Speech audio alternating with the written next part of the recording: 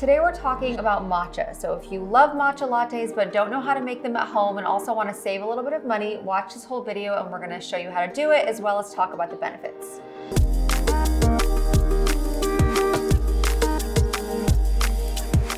Hey guys, it's Mona and I'm excited to show you how to make a matcha latte today because I feel like this almost seems like one of those luxury drinks that you have to order out. Like everyone feels like it's more complicated to make at home and it's actually really, really easy. And I also want to make this to kind of teach you a little bit about it because the benefits are so beyond, like really, really worth adding into your diet. So good for you for numerous reasons, whether you want heart health, skin health, anti-aging, we'll get through all of that.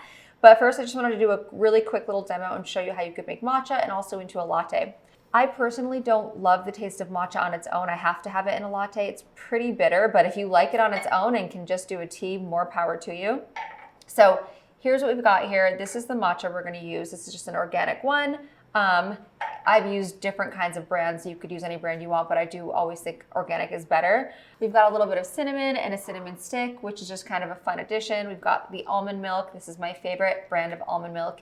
If you have access to it, this is literally the exact same as making it at home because there's no preservatives added, there's no gums added, it's just almonds and water. Only thing is it goes bad in like 7 days, so that's a little bit annoying, but it's because it's fresh, so you've got to take it with the good and bad. So I already made the hot water. I think you guys know how to use hot water in a water kettle, so I've got that over here.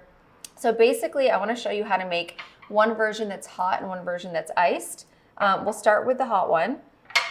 If you buy matcha yourself, it will tell you in the package, of course, how much to use. And like anything, you could make it a little bit stronger, a little bit lighter. It kind of just depends on your taste. So for this one, if you look on the back, it's 1 teaspoon and 2 ounces. So I'm gonna do 1 teaspoon. If you have a mason jar, it's actually so helpful because it gives you the ounces on here, or you could, of course, use a measuring cup. So I'm gonna put the 2 ounces in here, mix it up with the hot water, and then I'm gonna pour it into here and make the latte part of it.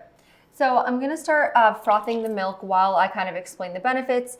I've used this milk frother before in my other videos, but just in case you guys don't know, it's like $40 on Amazon. It's one of the best appliances you'll ever get. It's so fun to use, whether you make coffee or tea or anything at home. It's also so great when you have guests over because it makes you look like you're like a little barista, literally. All you have to do is push a button and you can make it for hot or cold. By the way, guys, I know I talk about this frother all the time. As much as I love it, it is a little bit fidgety. I just want to give good warning. Sometimes like it won't work for the first 5 or 6 times you press it, but then when you really hold down, it will. So it's really good for its price point. I really like it and it's so easy. You don't have to like do any work. So I still like it, but I just wanted to share.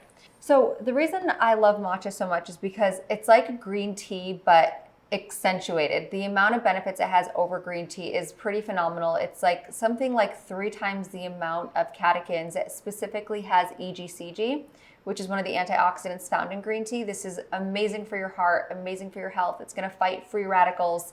And free radical and oxidative damage is something we experience every day. It doesn't matter how healthy you are. If you're outside in pollution, if you're eating certain things that, you know, so much food that we eat, whether it's processed, there's just so many things that can expose us to it, even just things that happen in our body. So the more antioxidants we can always get like on the regular, if you're including them into your like daily routine, the better. I also like it because it has just as much caffeine as coffee, but it's a different kind of caffeine. So what's cool about matcha is it has this specific amino acid in it, which makes the caffeine it almost releases more slowly. So sometimes with coffee, you drink it and you get really jittery or you get a little bit of anxiety.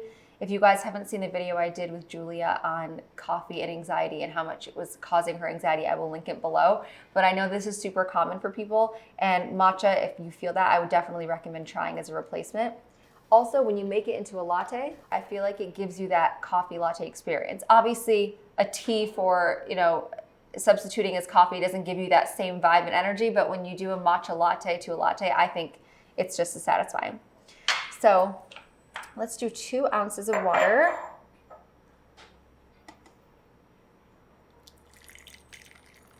Okay.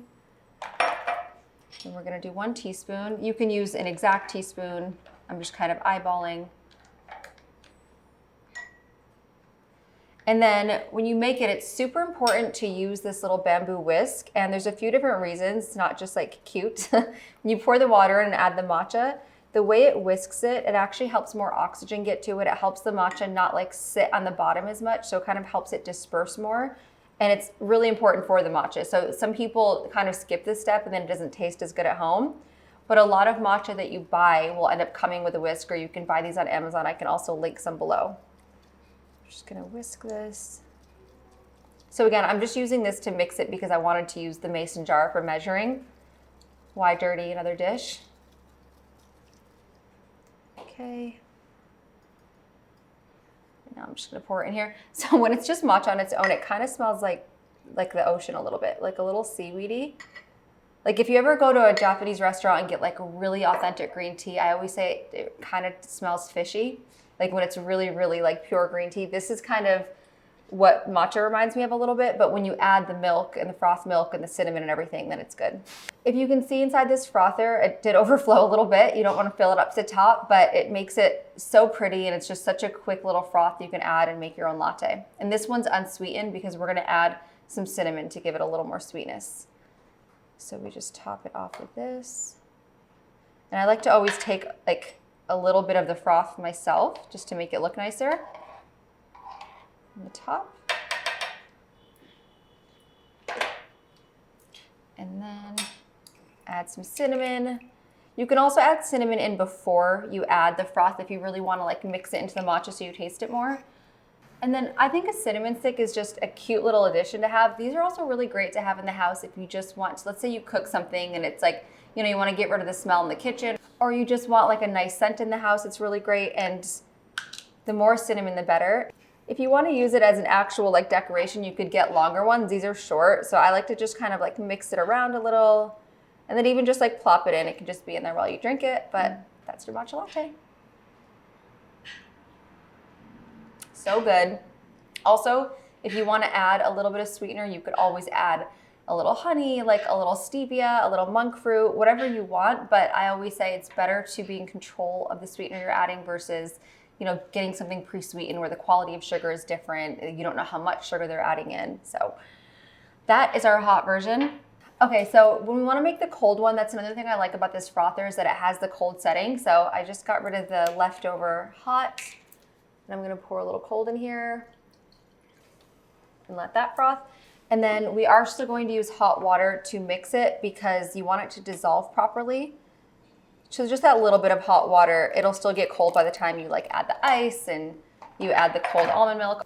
Also, if you really want it to be cold and you're concerned, you could always like add a little bit in here, let it sit for like 5 minutes, put it in the fridge, and then do this. For this one, because we are gonna fill it up a little higher, I'm probably gonna do like 1.5 teaspoons. Again, I'm just eyeballing. But obviously, if it's too strong, if it's not strong enough, you can kind of adjust this. Okay, so now we're gonna whisk again.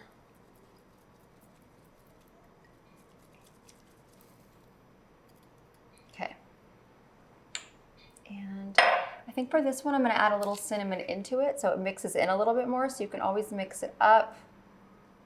I like cinnamon, I kind of go to town. I add cinnamon in all my tea, all my coffee. I just think it's a no-brainer. And then I'll mix that a little bit. Maybe I'll add the ice now. Oops. And then the almond milk. Okay.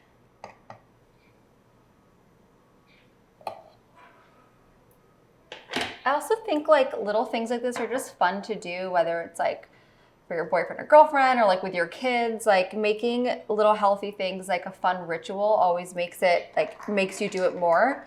That's why I'm so big on morning rituals and like morning routines. If it's kind of a Zen experience and something you look forward to, you're just more likely to do it as often. And honestly, this is one thing that everyone should try to add into their diet. It's so, so good for you. You know, even if you sneak it into like your parents' or grandparents' diet, like the antioxidants could really help anyone. So definitely try to add matcha in there. Top with a little more cinnamon. And that's it. The cold one's really refreshing in the summer too. Love it. Okay guys, kind of a quick video, short and sweet. I just wanted to do a little one on matcha. I feel like it deserved its own video. If you guys have any questions on it, or if you want some more recipes, we could even come up with some cool matcha recipes. I've seen them in like brownies, cookies, which funny because most of the time I think those things are a little gimmicky, but not with matcha because it's so good for you. Wherever you can add it in, the better. So let me know if we should do any of those. Please like, comment, and subscribe, and I'll see you next time.